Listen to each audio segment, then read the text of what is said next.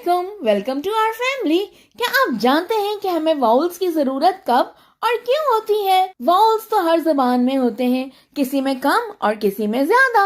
मिसाल के तौर पर जापानीज लैंग्वेज में सिर्फ 5 वाउल्स हैं, जबकि डैनिश में 32। इन्हें किसी भी जुबान का दिल कह सकते हैं। इंग्लिश लैंग्वेज पढ़ना और लिखना सीखने के लिए वाउल्स को समझना एक बुनियादी असूल है।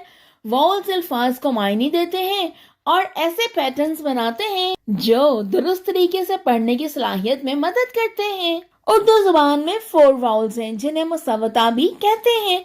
जैसे हरूफ से रुकन और रुकन से अल्फाज बनते हैं और हर रुकन एक मुसव्वता और मुसम्मते से मिलकर बनता है। इसी तरह इंग्लिश लैंग्वेज में भी हर लफ्ज कम से कम एक वाउल और कॉन्सोनेंट से मिलकर बनता है।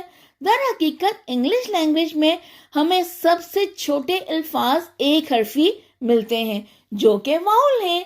ए एज एन आर्टिकल और आई जो कि एज प्रोनाउन यूज होता है। अगर किसी लफ्ज में एक से ज्यादा सिलेबल्स हों तो इसे एक से ज्यादा वाउल्स की जरूरत होगी। सिलेबल लफ्ज का एक हिस्सा है जिसमें एक वाउल की आवाज होती है। मिसाल के तौर पर लफ्ज बुक एक सिलेबल पर मुश्तमिल है और लफ्ज रीडिंग रीड इंग 2 सिलेबल्स पर मुश्तमिल है। इन अल्फाज में सुनाई देने वाली आवाज एक वाउल से मिलकर बनी है।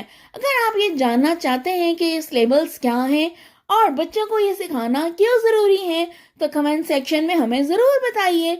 इस लर्निंग जर्नी में हमारे साथ रहने के लिए इस वीडियो को शेयर और चैनल को सब्सक्राइब कीजिए। Happy learning, thank you.